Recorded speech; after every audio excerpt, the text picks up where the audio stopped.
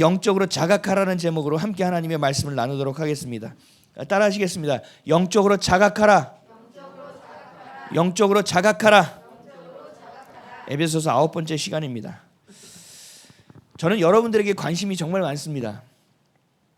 여러분들이 믿을지 믿지 않을지 모르겠지만 여러분들에 대한 관심이 굉장히 많아요. 어떻게 살아가고 있는지 매일 궁금해요. 그리고 여러분들의 자녀는 어떻게 살아가는지도 궁금해요. 상태는 어떤지, 여러분들의 경제적인 형편은 어떤지, 여러분들의 직장과 사업장의 형편은 어떤지 매일매일 궁금해요. 우리 자녀들이 학교는 잘 다녀왔는지, 학교에서 잘 배우고 있는지, 학교에서 이상한 것을 배우고 오지 않았는지도 늘 걱정돼요. 그 관심이요, 여러분 끝이 없어요. 그래서 이런 질문을 때로는 가끔은 제가 던지지만 웬만하면 던지지 않아요. 너무 궁금함에도 불구하고 묻지도 않아요. 잘 매우 궁금하고 그 궁금함이 끝이 없음에도 불구하고 잘 묻지 않아요. 왜냐하면 중요하지 않기 때문이에요. 아예 중요하지 않다는 것이 아니라 그것보다 더 중요한 것이 있기 때문이에요. 이것보다 더 중요한 것이 되어야 이 중요하게 우리가 지금 생각하는, 제가 여러분들 궁금하게 하게 여기는 것들이 잘 해결되고 그 안에서 순적한 인생을 살 수 있기 때문이에요. 우리가 살아가는 생계와 우리의 생존과 우리의 생활, 여기에 우리는 늘 매이고 사는데 이것보다 더 중요한 것이 있다는 것이죠. 이게 뭐예요? 바로 하나님을 향한 나의 신앙이에요. 하나님을 향한 나의 믿음이에요. 하나님과 나의 동행함에 있어요. 이것을 우리는 영적인 것이라고 얘기합니다. 로마서 8장 5절에서 9절은 이렇게 말씀하고 있어요. 육신을 따르는 자는 육신의 일을, 영을 따르는 자는 영의 일을 생각하나니 육신의 생각은 사망이요 영의 생각은 생명과 평안이니라. 육신의 생각은 하나님과 원수가 되나니 이는 하나님의 법에 굴복하지 아니할 뿐 아니라 할 수도 없습니다. 육신에 있는 자들은 하나님을 기쁘시게 할 수 없느니라. 만일 너희 속에 하나님의 영이 거하시면 너희가 육신에 있지 아니하고 영에 있나니 누구든지 그리스도의 영이 없으면 그리스도의 사람이 아니라. 아멘. 육신에 살아가는 것들도 고달프고 너무나 많은 것들이 걸려 있지만 이거보다 더 중요한 것은 우리에게 영에 있다라는 거예요. 우리가 육신에 있으면 영에 있지 않고 아니면 양다리를 걸치고 있는 상황이 된다면 우린 하나님의 법에 굴복할 수 없어요. 아니, 할 수도 없습니다. 법에 굴복하지 아니할 뿐 아니라 할 수도 없습니다. 하나님의 것을 선택할 수 없다고요. 내가 육신에 매여 있고 육신에 쩔어 있고 아니 육신에 내 중심에 가 있고 육신에 내 시선이 자꾸 가 있는 삶이 된다면 나는 영적으로 살 수 있는 힘을 매일마다 잃어버린다. 그래서 나와 하나님과의 그 관계, 나와 하나님과의 친밀함이 세상 그 무엇보다 가장 중요한 거예요. 왜요? 육의 것은 이 땅에서 끝나는 거지만 영의 것은 영원한 것이기 때문이에요. 영원한 생명과 영원한 죽음의 갈림길에 서서 살아가는 우리이고 또 여러분이고 저이기 때문에 저의 관심은 늘 영원한 생명에 있다라는 거예요. 영원한 생명과 영원의 죽음의 그 갈림길은 육의 것으로 사는 것이 아니라 영의 것으로 살아야 되는 것에 있기에 계속적으로 그 영적인 것을 강조하고 그것을 더 중요하게 여기고 그것에 더 관심을 갖고 살아가는 것입니다. 그래서 드러나는 증상보다 여러분들의 영이 어떤 방향을 향하고 있고 여러분들의 영이 어떤 것과 연합되어 있고 여러분들의 영이 무엇을 가장 중요하게 생각하는지를 저는 보려고 노력합니다. 그래서 어떤 여러분들에게선 증상보다 그 원인점을 찾아내려고 우선적으로 기도하고 있습니다. 여러분들의 이야기를 들을 때 저는 흐트러 듣는 적이 없어요. 아주 매우 유심히 듣습니다. 여러분들의 단어 하나 쓰는 것까지도 아주 잘 챙겨 듣습니다. 그리고 기도합니다. 위로도 마찬가지예요. 여러분들에게 위로를 하고 싶죠. 위로 받으면 좋아요. 근데 저 말고도 위로할 사람은 많잖아요. 그래서 저는 여러분들에게 육적인 위로와 감정적인 위로는 하지 않으려고 굉장히 노력합니다. 왜냐하면 그 어려움이 내가 영적으로 성장하고 영적으로 성숙하고 하나님 가운데 있을 수 있는 재료가 되어져야 되는데 그냥 흩어지거나 그냥 해소되는 것 이렇게 되어서는 안 되기 때문이에요. 그래서 저는 그 상황 가운데서 여러분들이 그래서 저를 좀 무심하게 보는 경향도 있고 저를 너무 차갑게 보는 경향도 있지만 나중에 알게 되실 거예요.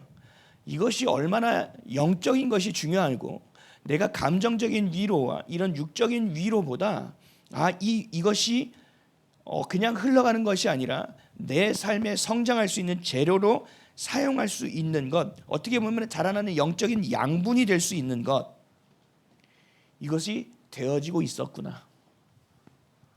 육적인 위로와 또 우리의 정서적인 위로 안에 머무르면 이것은 그냥 끝나는 거예요. 거기서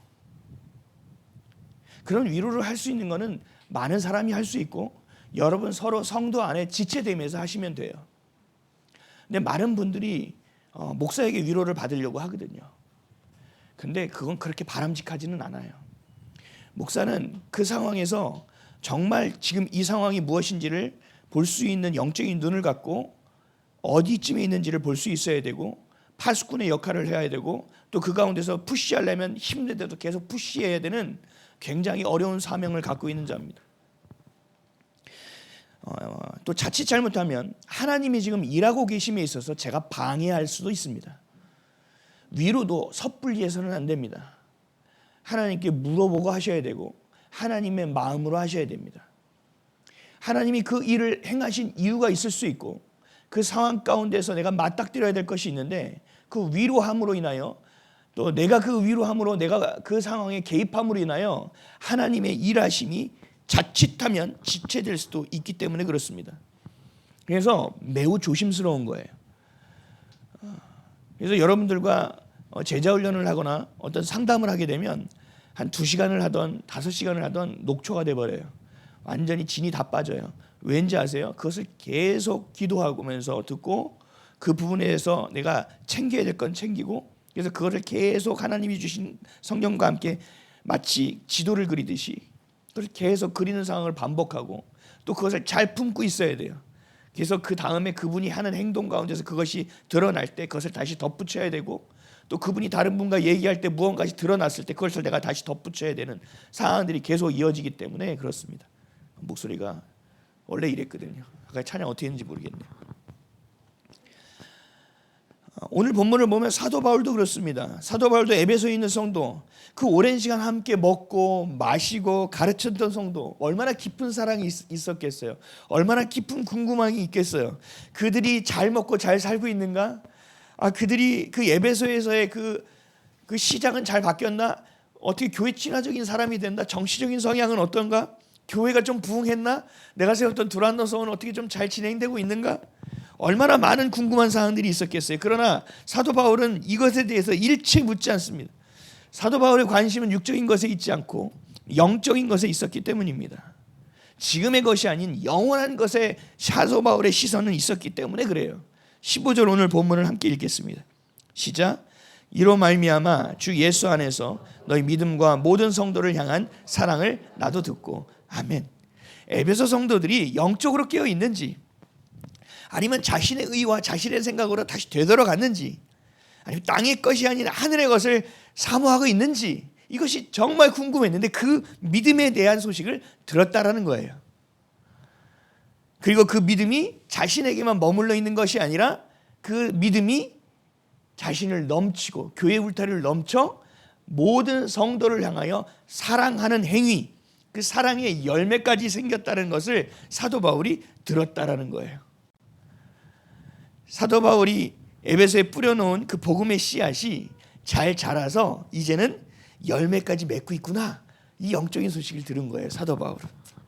여러분 이건 사도로서 또 목회자로서 가장 기쁜 소식입니다. 얼마나 기쁜 소식인지 몰라요. 왜요? 아름다운 영적인 삶을 살아가고 있고 영적인 열매를 맺고 있는 소식이기 때문에 정말 이게 복음이에요. 기쁜 소식이에요. 고린도전서 3장 6절에서 7절은 사도 바울은 이렇게 얘기했어요. 나는 심었고 아볼로는 물을 주었으되 오직 하나님께서 자라게 하셨나니 그런즉 심는 이나 물 주는 이는 아무것도 아니로되 오직 자라게 하시는 이는 하나님뿐이니라. 아멘. 그 에베소에서 심었어요. 그 물을 줬어요. 근데 하나님이 이제 자라게 하시는 것을 내가 들은 거예요. 얼마나 기쁘겠냐는 거예요. 얼마나 기쁘겠냐. 제가 그래서 여러분들에게 얘기할 때가 있어요. 여러분들 은혜 받으면 가져와서 나눠주세요. 제자 훈련할 때도 그 상황에서 좋은 거 있으면 좀 와서 나눠주세요. 혼자만 갖지 말고 성도들에게 좀 얘기 좀 해주세요. 그 영적인 열매를 나눠 먹는 의미예요. 그게 진짜 영적 공동체가 되는 길이거든요. 과정이거든요. 얼마나 기쁠까. 그래서 사도 바울은 이렇게 기도합니다. 16절이에요. 시작. 내가 기도할 때 기억하며 너희로 말미암아 감사하기를 그치지 아니하고. 아멘. 축복받고 있는 이 에베소 성도들을 바라보면서 사도 바울은 막 감사하게 된 거예요. 감사. 많은 사람들이 그러죠. 걔가 잘 되는데 왜 네가 감사하냐? 아니에요. 영적인 것은요 번져가게 되어 있어요. 여러분들도요. 제가 옛날에 그랬거든요. 어떤 분이요 방언을 하는데 제가 어느 날 그분과 점심을 금식하면서 보름 동안 기도하기로 했어요. 직장생활 하면서. 그래서 계속 금식을 하면 가서 기도하는데 오늘 그분하고 같이 앉게 됐어요. 옆자리에. 자리가 없어서 인근의 교회 가서 했는데 근데 이분의 기도를 들어보는데 너무 깜짝 놀란 거예요. 영어로 방언하는 거예요. 와우. 제가 알아요. 그분 영어 하나도 못해요. 잘 못 읽어요. 그래서 저한테 맨날 물어봐요. 이게 무슨 뜻이야? 어떻게 읽는 거야? 맨날 물어볼 정도로 영어의 문외한인데 영어로 얘기를 하는 거예요. 그래서 제가 에이씨 완전 가짜 아니야. 그리고 잘 들어서 제가 죄송한데 저 리스닝은 진짜 잘 됩니다, 여러분. 제가 리스닝은 너무 잘해요. 말을 잘 못해서 그렇지. 그래서 이렇게 컴컴이 기다린 척하고 들어갔어요. 문장이 완벽했습니다. 제가 정말 깜짝 놀랐어요. 막 소름이 돋는 거예요. 아니 어떻게 이렇게 할 수 있지? 아니 내가 신학적인 지식은 갖고 있어. 방언은 두 가지로 나타나. 우리가 모르는 천상의 언어와 하나는 다른 나라의 언어로 나타나. 근데 다른 나라의 언어로 나타나는 걸 제가 처음 들은 거예요. 너무 깜짝 놀랐어요. 그래서 제 마음이 어떻게 될게요? 놀란 게 아니에요. 시기가 생기기 시작했어요. 막 질투가 생기기 시작했어요. 하나님, 저는 라블라블라블라 이러는데 이 사람은 네, 하여튼 제가 스피킹은 안 돼요. 영어를 막 한단 말이죠. 그러니까 제가 막 시기와 질투가 일어나는 거예요. 다음에 기도할 때마다 그 사람 옆으로 갔습니다. 그 사람 옆에 앉아서 뒤에 앉아서 이 사람에게 준 방언을 저에게도 주십시오. 이 사람에게 준 방언도 저에게 주십시오. 원래 기도하려고 다 까먹고 그 욕심에 눈이 멀어서 막 기도하기 시작했어요. 그러다가 제 입술에서 무슨 방언이 열렸는지 아세요? 일본어 방언이 터졌습니다. 지금은 잘 안 되지만 그때 일본어가 장난이 아니었어요. 그래서 제가 깜짝 놀랐거든요. 그래서 제가 즐기면서 했어요.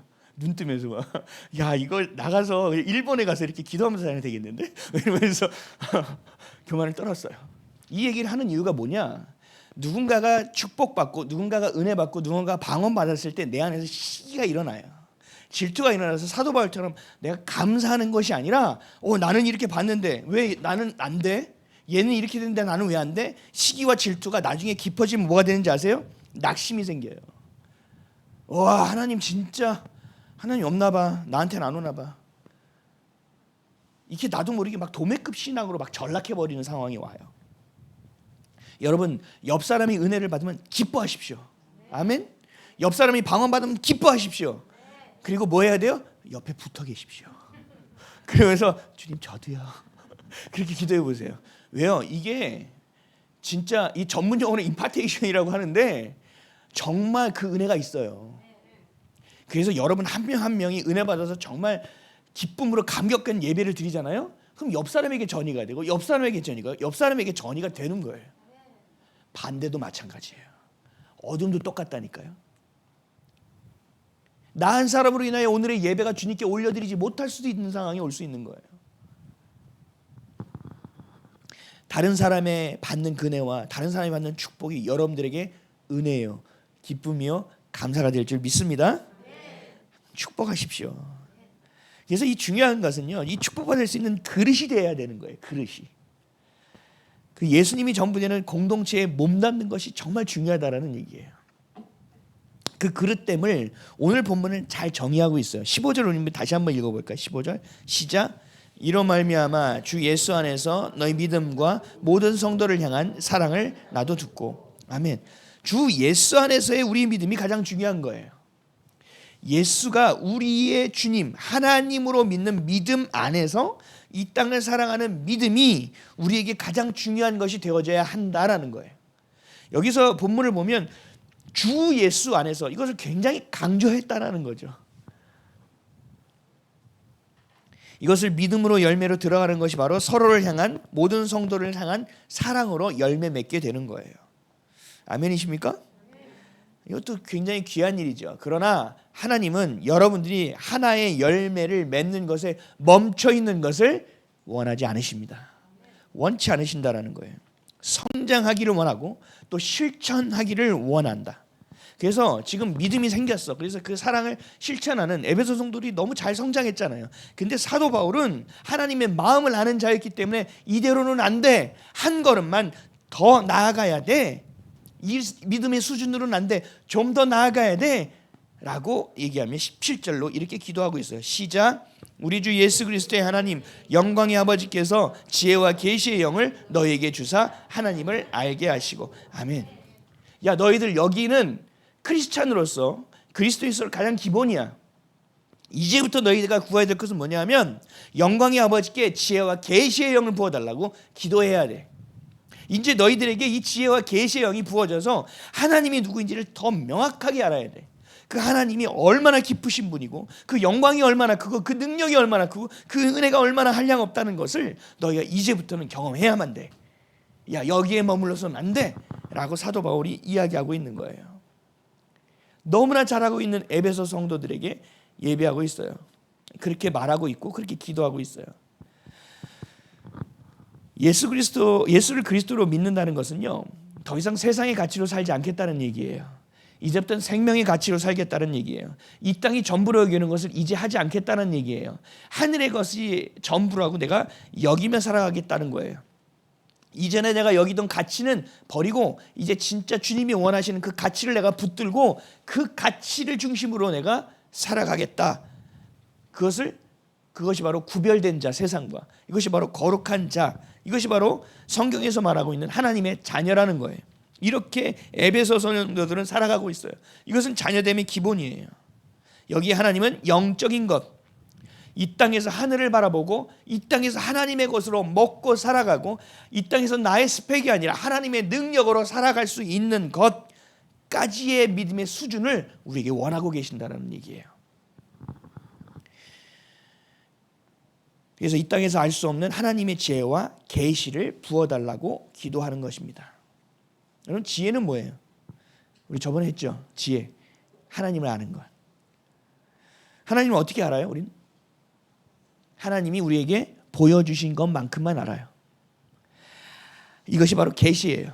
계시를 한자를 풀어보면 계는 10개자, 시는 보일시예요. 열어 보이신다라는 얘기예요. 사람의 지혜로는 알 수 없는 진리를 하나님께서 열어서 우리에게 보여주셔서 깨닫게 하여 주시는 것, 이게 하나님께서 우리에게 주시는 지혜와 계시라는 거예요. 내가 지금까지 살아갈 때 이게 전부라고 여기는 것, 이걸 보고 있으면 지혜와 계시는 볼 수 없어요. 내 눈을 들고 내 방향을 틀어야 돼요. 어제에 있는 것이 아니라 내일을 향해 있어야 돼요. 과거가 아니라 미래를 향하여 내 몸과 생각과 방향이 다 틀어져 있어야 돼요. 하나님을 사랑한다고 하면서 세상을 향하여 나아가는 귀한 은혜가 우리의 삶 가운데 있어야만 된다는 거죠. 하나님을 사랑한다고 하면서 세상을 향하고 있고 주님을 등지고 있고 주님이 나를 등을 치며 부르면 주님 잠깐만요, 내가 이것만 마치고요 라고 생각하는 그 위대하신 하나님을 정말 가볍게 여기는 신앙이 아니라 완전히 반대된 세상을 등지고 하나님을 향하여 손을 올려 이 땅에서 이 땅의 것이 아닌 하나님의 것으로 살고 먹고 살 수 있는 그런 능력 있는 하나님의 자녀들이 되기를 하나님은 원하신다라는 거예요. 그래서 이것을 계시를 통하여 하나님을 알려주시는데 그 계시 중에 하나가 일반 계시예요. 일반 계시는 뭐예요? 자연을 통해서 세상 삼라만상을 통해서 세상의 이치를 통해서 야, 하나님은 계시구나 라고 알 수 있게 하신다는 거예요. 마치 아이슬란드 갔을 때 오로라를 보고 눈물을 흘리는 사람들, 그랜드 캐년에 가서 오 이러고 나이가라 폭포가 이가스 폭포에 가서 이야, 이런 자연은 신은 분명히 있어 이렇게 느끼는 것처럼 일반 계시를 갖고도 하나님을 알 수 있게 하는 것, 하나님이 보여주신 것, 이게 일반 계시라는 거예요. 그런데 하나님은 일반 계시에 멈추지 않고 우리에게 특별한 계시를 허락하여 주셨어요. 하나님을 알 수 있는 지혜를 가질 수 있도록. 이게 뭐예요? 성경 말씀이에요. 하나님의 말씀. 그래서 우리는 이 성경이 기록된 만큼만 하나님을 알 수 있어요. 하나님이 허락하신 만큼만 주님을 볼 수 있어요. 근데 이 성경을 세상에서 제일 1순위의 베스트셀러잖아요. 근데 이 성경을 읽는다고 하나님을 알게 될까요? 성경을 읽는다고 하나님을 아는 지식이 다 생길까요? 그렇지 않아요. 하나님이 계시하셔야 돼요. 이 말씀도 열어주셔야 돼요. 성령께서 열어주시는 만큼, 성령께서 조명해 주시는 만큼, 성령께서 허락하시는 깊이만큼 우리는 하나님을 알 수 있게 되는 거예요. 내 안에 계시고 주지하신 성령님이 나를 온전히 주관하실 때 우리의 삶을 살게 될 수 있는 것처럼 말씀 또한, 하나님 또한 그렇게 알게 될 수 있다는 겁니다. 그래서 감사한 거예요. 남녀노소 관계없어요. 그를 알고 모르고도 관계없어요. 가방끈이 길고 짧은 것도 상관없어요. 하나님의 지혜는 내 안에 계신 성령께서 가르치고 보여주시는 것만큼 알 수 있기 때문에 어떤 누구도 알 수 있다는 얘기예요. 히브리서 8장 11절. 또 각각 자기 나라 사람과 각각 자기 형제를 가르쳐 이르기를 주를 알라 하지 아니할 것은 그들이 작은 자로부터 큰 자까지 다 나를 알미라. 아멘. 성령이 임하시면 작은 자로부터 큰 자까지 하나님을 하나님으로 알게 된다라는 거예요. 하나님을 아는 지혜가 생겨난다라는 거죠. 이것이 바로 영적인 것이에요. 베드로가요 선지자 요엘의 말씀을 통해서 설교를 합니다. 사도행전 2장 17절에서 18절. 하나님이 말씀하시기를 말세에 내가 내 영을 모든 육체에 부어주리니 너희의 자녀들은 예언할 것이요 너희의 젊은이들은 환상을 보고 너희의 늙은이들은 꿈을 꾸리라. 그때에 내가 내 영을 내 남종과 여종에게 부어주리니 그들이 예언할 것이요. 아멘. 그 누구에게도 하나님의 지혜는 감춰지지 않습니다. 하나님의 계시는 모든 이들에게 열려 있습니다. 그러나 그분을 인정하는 자, 그분을 갈망하는 자, 이것이 뭐예요? 육이 아닌 영을 향하여 선택하는 자에게 그 길이 열려진다라는 거예요. 환경과 상황이 중요한 것이 아니라 성령님이 가르쳐 주실 때, 우리가 깊이 갈망하며 깊이 간구할 때 하나님의 지혜와 계시의 영이 우리에게 임해서 하나님을 알게 하고 또 부르심을 깨달아 구원의 열매를 맺으며 살아갈 수 있게 되는 것입니다. 이것은 사람의 지식과 사람의 능력으로는 절대로 될 수 있는 일이 아닙니다. 하나님을 아는 것은 지식이 아니한 영적인 것이기 때문에 영적인 방식을 통해서만 하나님을 알 수 있는 거예요. 세상적인 방식으로 하나님을 분석해서 알 수 있는 것이 아니라는 겁니다. 고린도전서 2장 9절에서 14절. 기록된 바 하나님이 자기를 사랑하는 자들을 위하여 예비하신 모든 것은 눈으로 보지 못하고 귀로 듣지 못하고 사람의 마음으로 생각하지도 못하였다함과 같으니라. 오직 하나님이 성령으로 이것을 우리에게 보이셨으니 성령은 모든 것 곧 하나님의 깊은 것까지도 통달하시니라. 사람의 일을 사람의 속에 있는 영 외에 누가 알리요? 이와 같이 하나님의 일도 하나님의 영 외에는 아무도 알지 못하느니라. 우리가 세상의 영을 받지 아니하고 오직 하나님으로부터 온 영을 받았으니 이는 우리로 하여금 하나님께서 우리에게 은혜로 주신 것들을 알게 하려 하심이라. 우리가 이것을 말하거니와 사람의 지혜가 가르친 말로 아니하고 오직 성령께서 가르치신 것으로 하니 영적인 것은 영적인 것으로 분별하느니라. 육에 속한 사람은 하나님의 성령의 일들을 받지 아니하나니 이는 그것들이 그에게는 어리석게 보이며 또 그는 그것들을 알 수도 없나니 그러한 일은 영적으로 분별되기 때문이라. 아멘. 아무리 교회에 오래 다녔다고 영적으로 사는 것이 아닙니다. 내가 교회 성경을 많이 읽었다고 내가 영적으로 분별할 수 있는 것도 아닙니다.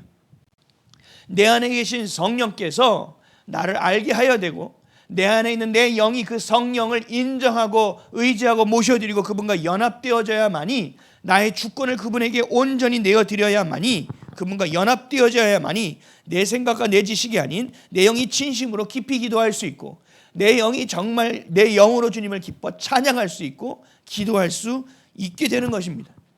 그래서 하나님을 내가 더 알게 되는 거예요. 더. 기적과 표적으로 하나님을 아는 것은 결국은 내 욕심을 채우려는 기복신앙으로 갈 수밖에 없습니다. 보이는 것이 아닌 영적인 것, 이것을 향하여 우리는 표대 삼고 가야 되는 거예요. 여러분, 아이들과 대화하기 위해서는 어떻게 돼요? 일단은 내 시선을 낮춰야 됩니다. 그리고 그 아이의 마음을 품어야만 가능합니다. 짜증내. 짜증내네. 눈을 맞추고 있을 때 얘가 피곤한가 보구나. 얘가 진짜 이렇게 갖고 싶다고 할 수도 있지. 라고 내가 그 아이의 마음을 품을 수 있어야만 돼요. 우리가 어떤 노래를 들어요? 어떤 노래를 듣다가 감동을 받아요. 그 감동을 받는 이유는 뭐예요? 내가 경험했던 동일한 경험과 그 가사가 그 노래 부르는 자와 그 공감대가 형성되었기 때문이에요. 마음과 마음이 만났기 때문에 노래에 감동한다는 얘기예요.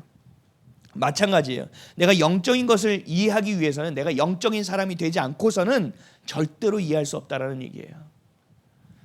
성경은 그렇게 호락호락하게 되어 있지 않습니다. 열려 있기는 하지만 그 계시를 받기 위해서는 오직 성령의 인도하심을 받아야만 한다는 거예요. 완전히 영적인 것, 하나님의 말씀, 하나님의 성경을 이해하기 위해서는 성령님이 일하시는 것을 보고 듣고 따르고 행하기 위해서는 내가 영적인 사람이 되지 않고서는 불가능하다라는 얘기예요. 그러니까 성경에서는 수많은 기적과 표적이 일어나고, 성경에서는 수많은 성숙된 그리스도인이 생겨나고, 지혜와 계시의 영을 받아 하나님의 일을 동역하는 사람들이 생겨나는데, 왜 우리의 교회에서는 이러한 일이 일어나지 않고 있느냐? 결국 내가 영적인 사람이지 않기 때문에 그 영적인 일을 이해할 수 없고 그 영적인 일을 선포하고 믿어낼 수도 없기 때문에 그렇다라는 얘기입니다.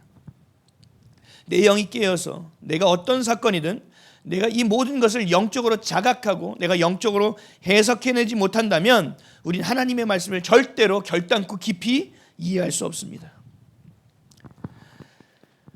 바리새인들이 하나님의 말씀을 줄줄줄 외우지만 그 율법을 다 지키려고 하지만 하나님의 의중은 알지 못해요. 하나님의 마음은 관심이 없어요.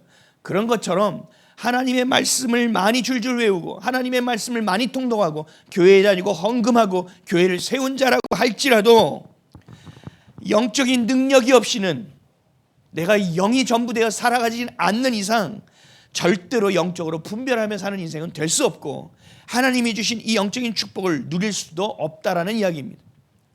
매번 질 수밖에 없고 매번 넘어지는 인생이 될 수밖에 없는 인생의 이유가 바로 여기에 있습니다.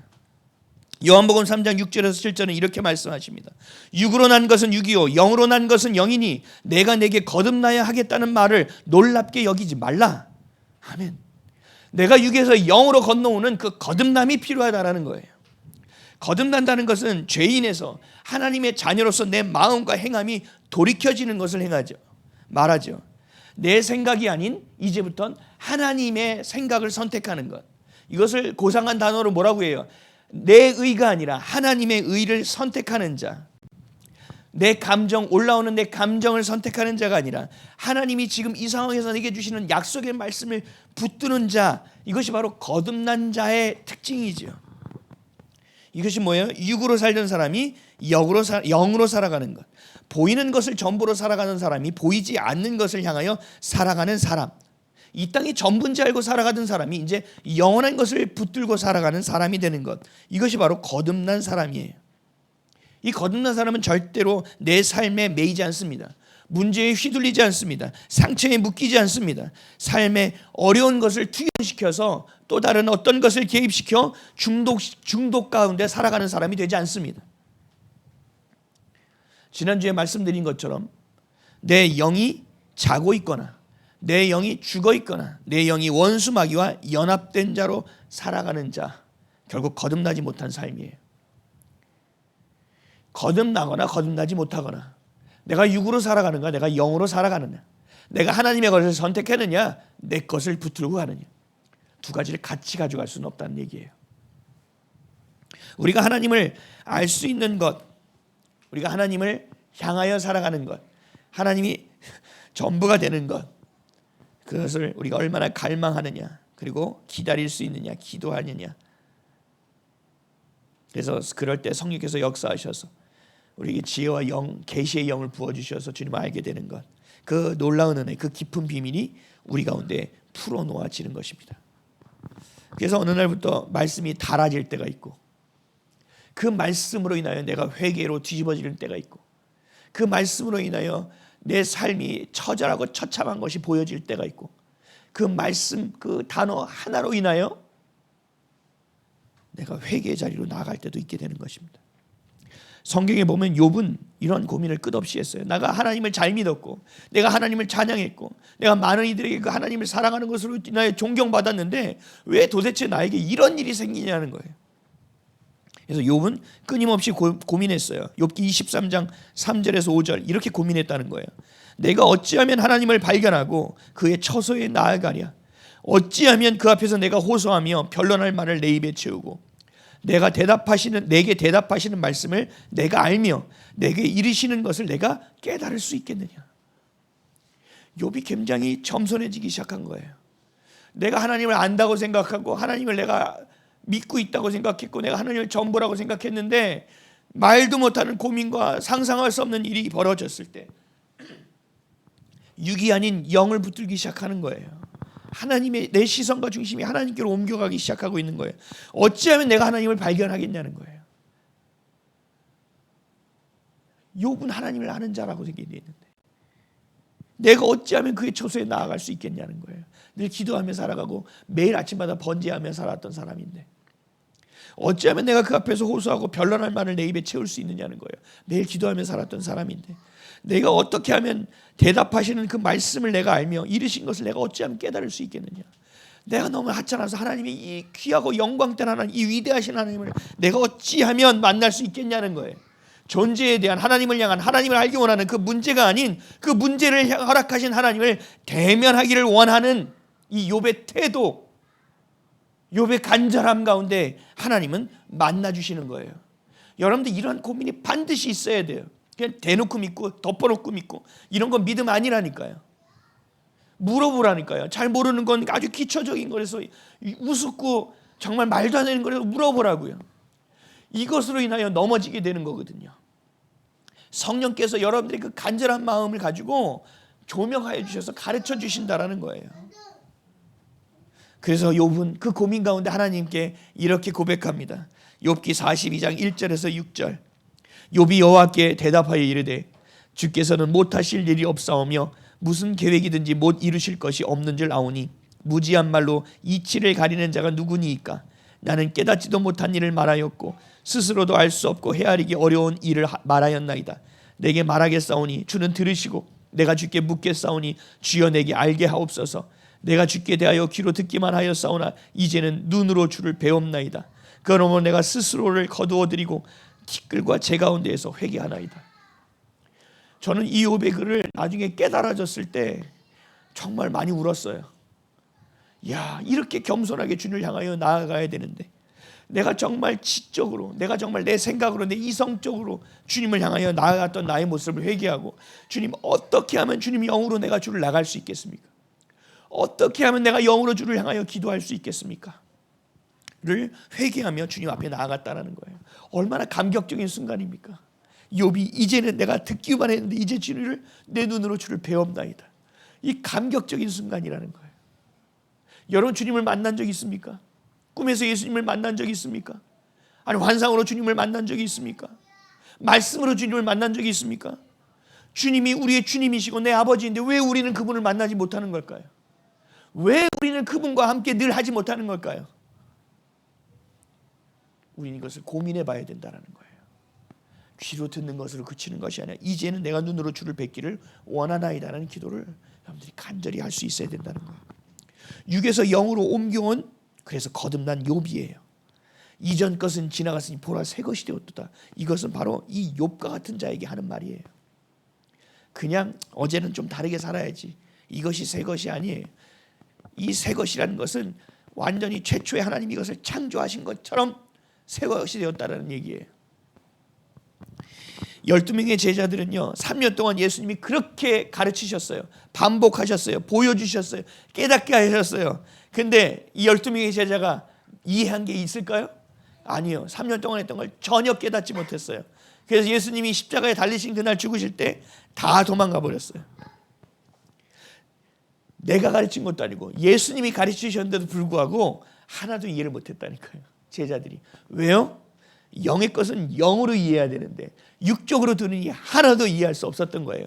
그런데 예수님이 십자가에서 죽으시고 사흘 만에 부활하셔서 영의 형체를 가지고 이 제자들을 만나시고 이 제자들에게 다시 가르쳤을 때 이 3년 동안 했던 모든 내용을 이 제자들은 다 이해할 수 있게 된 거예요. 다 깨닫게 된 거예요. 이게 무슨 말인지를 마음 깊이 새겨 알게 된 거예요. 육으로 사는 자는 영의 것을 절대로 이해할 수 없습니다. 반드시 영의 것은 영의 것으로 분별할 수 있습니다. 믿음과 사랑으로 성장한 에베소 성도들에게 바울은 이걸 말하고 있는 거예요. 잘하고 있지만 한 걸음만 더 가자. 이제는 영의 사람이 되자. 이제는 영의 것을 가지고 분별하고 이제 영으로 주를 찬양하고 영으로 주를 기도하고 영으로 살아내는 자가 되라. 그래서 눈이 열리고 귀가 열리고 마음이 열리고 그래서 하늘의 문을 열어 제끼는 자들이 되라. 그걸 볼 수 있는 자가 되라. 영으로 사는 자가 되지 못하면 결국 미혹게 되는 자가 될 수밖에 없기 때문에 그렇다. 고린도후서 4장 3절에서 4절. 만일 우리의 복음이 가리웠으면 망하는 자들에게 가려진 것이라. 그 중에 이 세상의 신이 믿지 아니하는 자들의 마음을 혼미하게 하여 그리스도의 영광의 복음의 광채가 비치지 못하게 함이니 그리스도는 하나님의 형상이니라. 아멘. 하나님을 알 수 없는 상태가 계속 되어진다는 거예요. 미혹을 통해서 어둠이 전부인 것으로 살아가는 자가 되어진다는 것이죠. 사랑하는 성도 여러분, 우리 아이비 가족 여러분, 사도 바울이 에베소 성도에게 계시와 지혜의 영을 부어주기를 하나님께 간구했던 것을 반드시 기억하십시오. 지금까지 여러분들이 알고 있고 보고 있고 믿고 있던 것에 안주하지 마시고 하나님의 마음까지도 알고 계시는 성령님, 여러분과 함께 하시는 성령님께 묻고 기대하고 또 간절히 구하시길 바랍니다. 그 지혜와 계시의 영을 부어달라고 계속 기도하십시오.